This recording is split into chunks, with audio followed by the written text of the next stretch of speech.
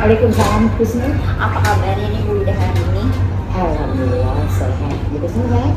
Alhamdulillah. Bu Ida, ini tahu ya bahwa hari ini Bu Ida ada supervisi akademik. Nah, Bu Ida kira-kira sudah siap belum? Siap Husni. Nah, boleh ya Bu Ida sebelum melakukan supervisi kita pra-supervisi dulu atau observasi. Nah, di sini yang saya mau tanyakan kira-kira nanti Bu Ida ngajar materinya apa? Tentang interaksi sosial, mengulas kembali materi yang sudah terdahului biar mereka bisa paham atau setidaknya mengerti lah bahwa ini loh interaksi. Terus metode pembelajaran yang Ibu gunakan atau strateginya tuh pakai apa? Strateginya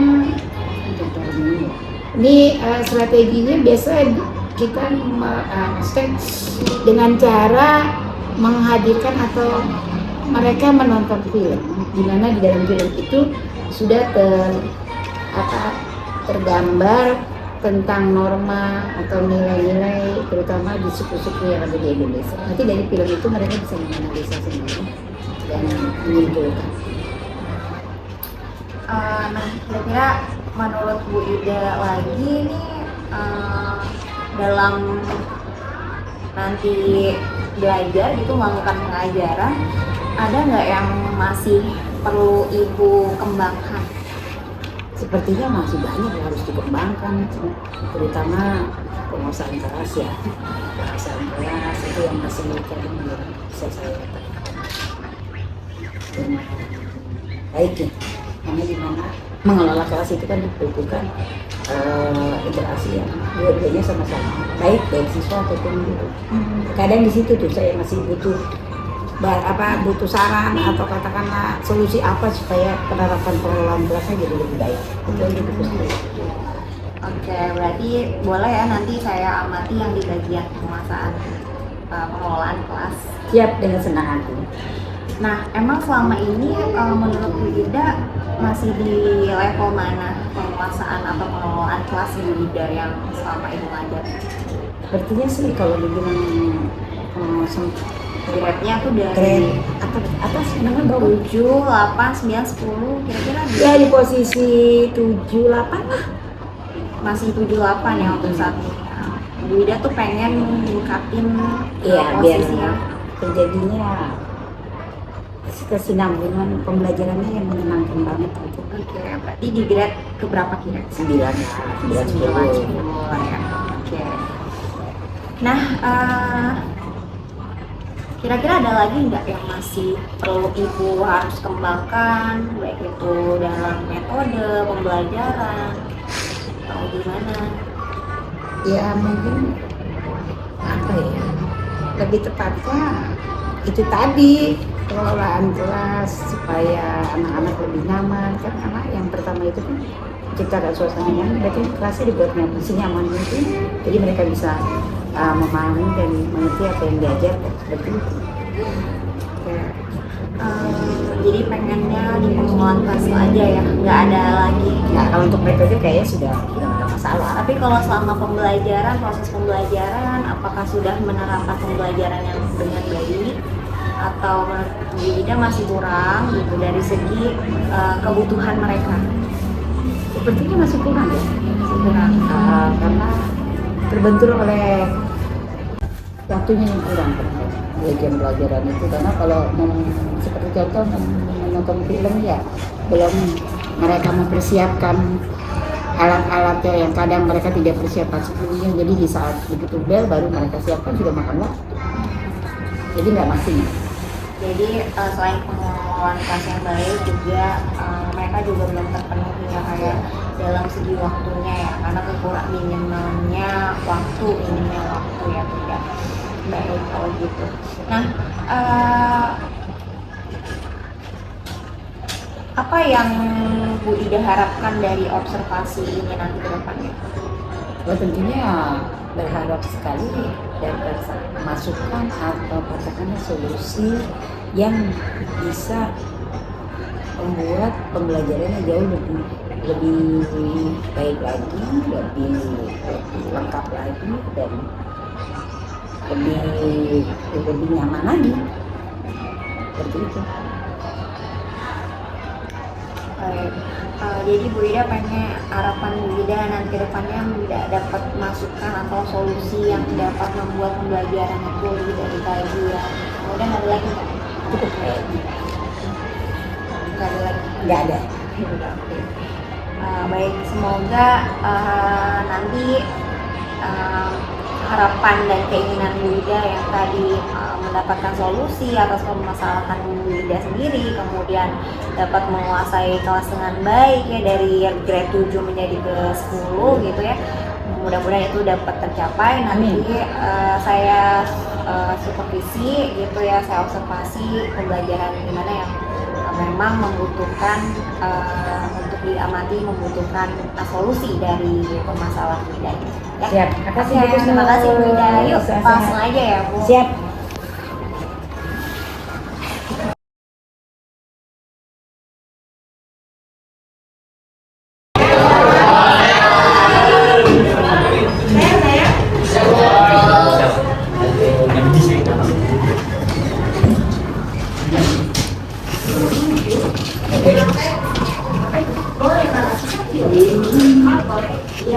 Ini ada Bapak.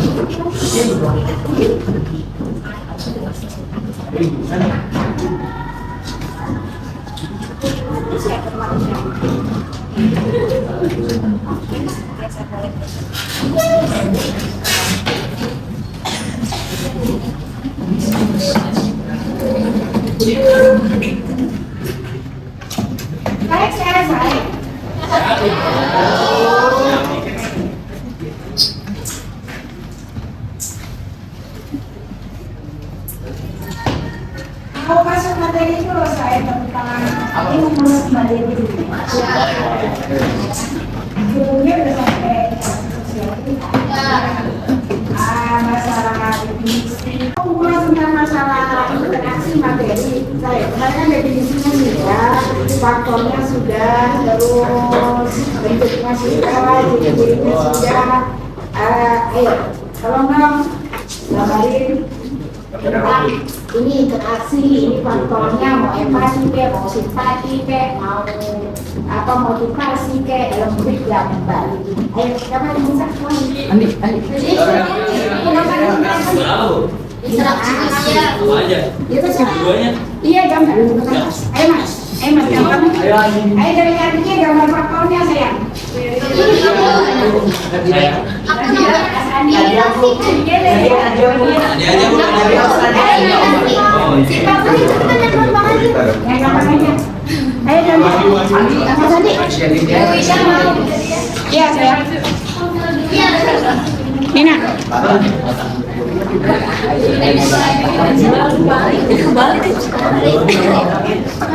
Ya, oke mas, kita lanjut yang lain. Memperhatikan kira-kira seperti ini bukan interaksinya. Faktor ya, faktor faktor. Nanti jelasin ya mas, Mas Andi. Mbak Latifa sama Mbak Putri. Langsung gambar aja dalam bentuk gambar, nanti kalian menganalisa. Udah itu soalnya.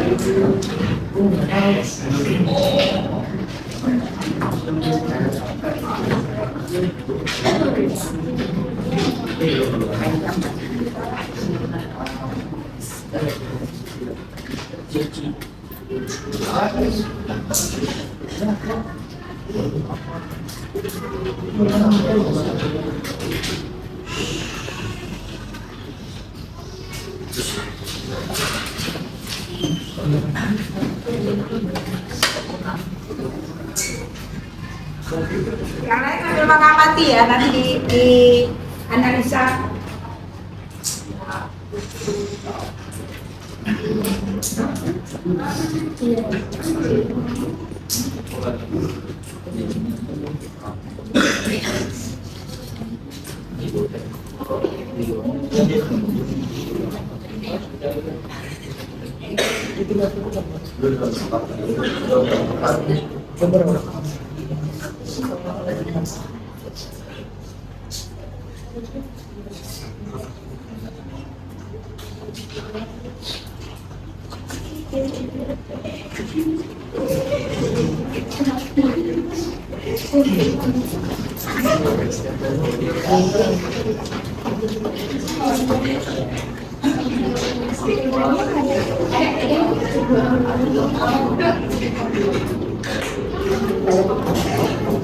Interaksi langsung.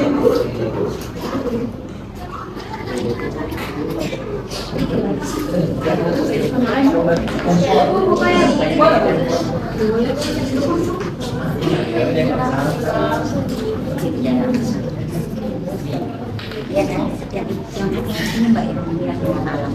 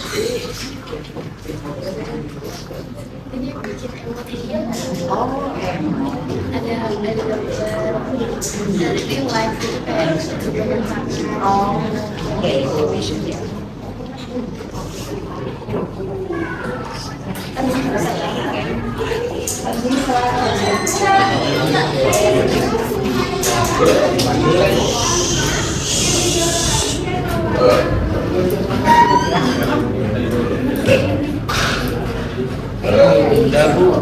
Ya. Terus Mas Andi sambil jelasin nanti videoin Mbak. Nah, kalau sudah dijelaskan dulu, setelah itu baru kita nonton film.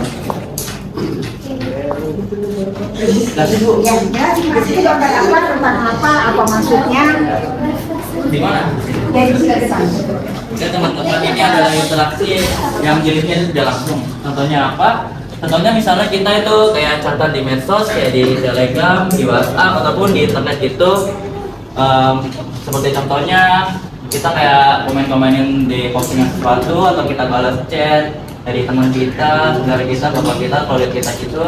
Terus juga kayak misalnya kita bisa ngobrol dalam grup dalam Discord ataupun dalam grup WA juga bisa. Namanya itu interaksi secara tidak langsung atau memiliki perantara di antaranya. Misalnya HP gitu atau media sosial gitulah pokoknya. Jadi tidak bertatap muka ya Mas ya? Tidak. Siap. Ya. Kasih Mas Andi. Iya Mbak. Ya.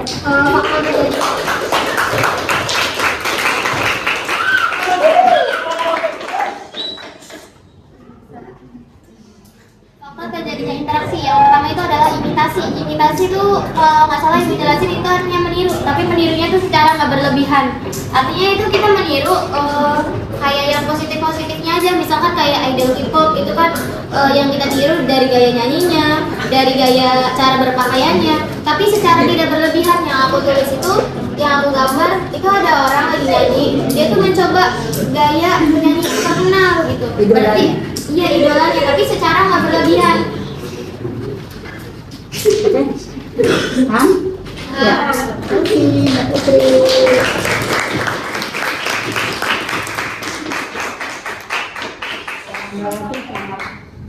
Jadi dari interaksi tidak langsung sama interaksi imitasi yang tadi udah dijelasin sama Andi dan Putri, kali ini aku bakal ngejelasin tentang interaksi langsung.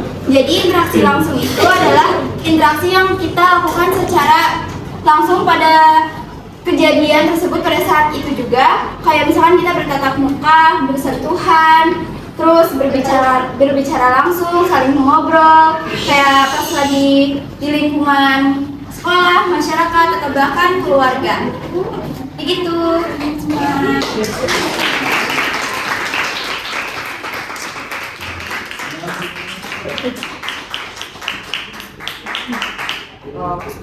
Oke, saya ini kan yang lalu ya. Nah, sekarang Ibu ingin menjelaskan atau kita mau memahami tentang N kuadrat, nilai dan norma. Nah, kayaknya lebih seru lagi kalau pakai film nih. Ada film dari suku Makassar.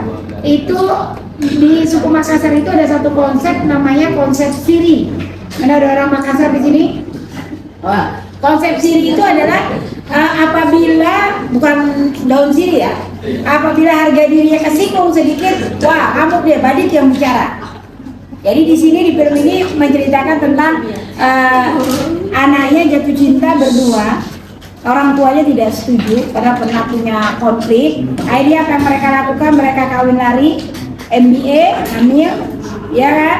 Nah, di sini kakaknya disuruh membunuh adiknya, Badiknya harus bicara. Itu konsep orang Makassar. Senggol dikit, Badik main, ya. Mau nggak nonton? Mau. Ayo mainkan mas, mana? Mainkan. Ini gimana? Mainkan mas, yang ini. Mas, ya, laptopnya ganti mas. Kamu sabar. Makin cepat makin baik. Yang cepat bercanda. Oh belum? Iya siap. Nah, jadi itu saya sambil nunggu masalah ini kan udah dianggap selesai. Konsep sudah, sosiologi udah paham, udah nggak meraba-raba lagi, ya kan? Nah, makhluk sosial berinteraksi sudah. Nah, dalam berinteraksi itu harus ada N kuadrat, nilai dan norma. Harus ada aturan main, harus ada adab etika. Nah, norma itu adalah sesuatu yang memaksa, SEM. Mau tidak mau, suka tidak suka, saya harus mau.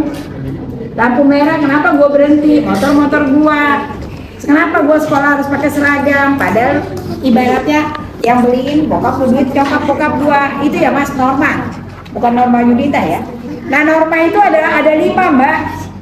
Ada norma cara, bahasa jametnya itu adalah Yusek. Norma kebiasaan Volkswagen, norma kelakuan Morse, norma adat custom, norma yang paling tinggi sanksinya adalah norma hukum, law. Ya, di antara kelima norma yang paling tinggi sanksinya yang main bawah, norma hukum. Norma adat itu juga lebih keren. Di daerah pernah, jadi jangan sekali-sekali bermain dengan adat. Ya, ada waktu itu di kasus di daerah, mereka selingkuh ketahuan mas, lagi selingkuh ketahuan. Akhirnya apa yang dilakukan oleh adatnya mereka diarak bugil kampung, bugil mas tanpa busana coba. Ditonton orang banyak, dikeluarkan dari adat. Itu. Jadi adat itu sebenarnya kuat. Ya. Indonesia ini budaya timur, mau nggak mau, suka nggak suka, adat itu pasti tetap ada. Ya. Jadi kalau dirimu nanti jalan-jalan ke suku Baduy, Banten atau ke suku Naga, hormati adat yang ada di sana. Ya, jangan sekali-kali melanggar adat. Kalau di Jakarta 1 kali 24 jam tamu wajib lapor. Begitu kan Pak RT tugasnya kan? Kenyataannya ada cowok nginep di rumah orang itu juga nggak ditanggepin. Iya Pak iya. Nah, normanya kemana? Berarti terjadi pembiaran kan? Kok begitu sih? Katanya ada aturan. Nah, kenapa Pak RT nggak berani negor? Paling jadi guncingan, iya kan? Tuh. Paling begitu doang. Solusinya nggak ada. Itulah Indonesia. Dapat mas?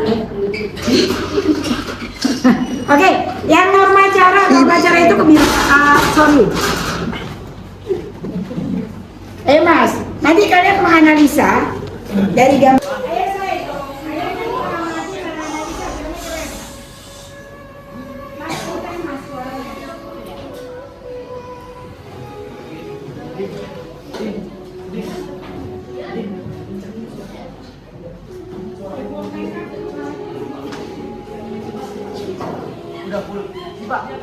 Pak, suaranya sedih, Pak.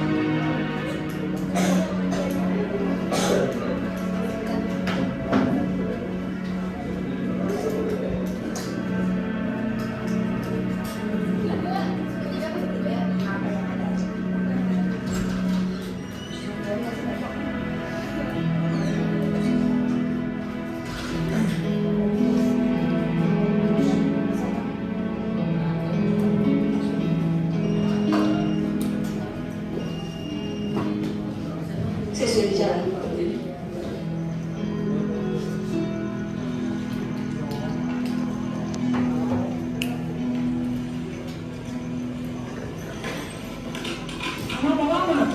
Saya harus pastikan semua sudah tidur. Putri, kau benar-benar yakin ingin melakukan ini? Kita tidak punya pilihan lain. Kita bisa jelaskan kepada Kak Tiro tentang keadaanmu. Tidak. Kita sudah berbuat salah. Kalau kita tak tahu hal ini, ia pasti lebih marah. Si Mariam ini punya risiko besar. Kau siap? Bukan hanya saya saja yang harus siap, tapi kita. Apakah siap?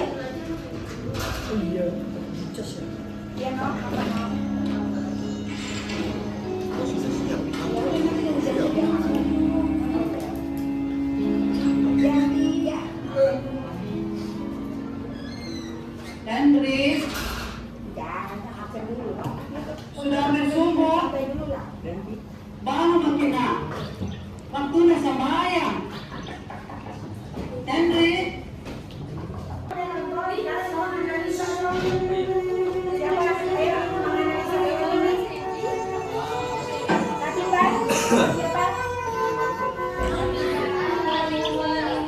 Andi, Mas Andi. Analisa dulunya. Ayo Mas, depan Mas.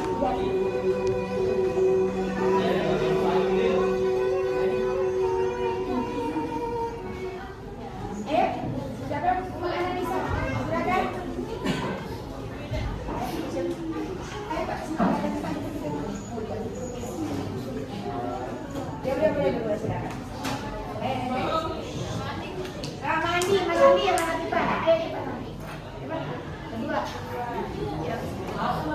Ayo lah. Ayo lah, cepat.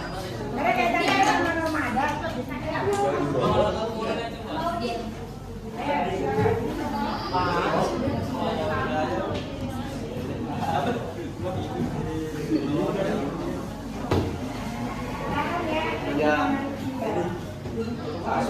Jadi analisa yang aku dapat dari film Batik ini itu adalah kita harus menggunakan waktu kita dengan sebaik mungkin, dan kalau bisa selalu dengerin apa kata orang tua sebelum kita menyesal pada waktu yang akan datang.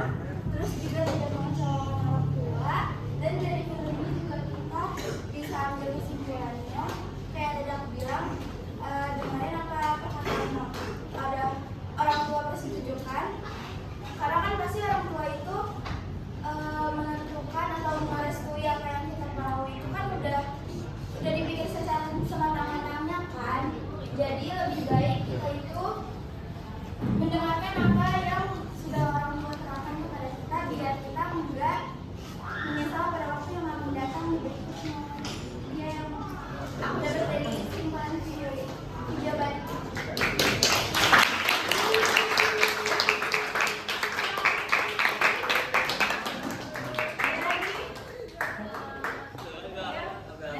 Tolong kaitkan dengan norma sosial. Ini norma adat yang bicara. Silakan. Terkait dengan norma adat, konsep yang ada di Bugis, ya kan? Ayo, Mas Andi, apa? Dewo. Silakan. Siapa lagi?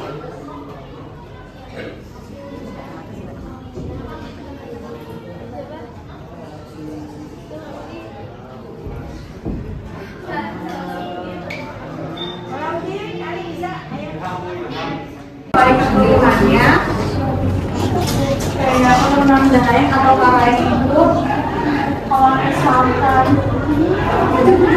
zat yang gimana?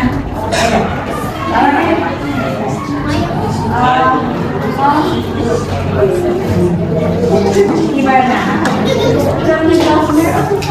Ya intinya aja ya, kok mahal aja pakai bahasa Inggris. Pakai bahasa Makassar juga. Karena bahasa Makassar kita menjaga tidak apa-apa.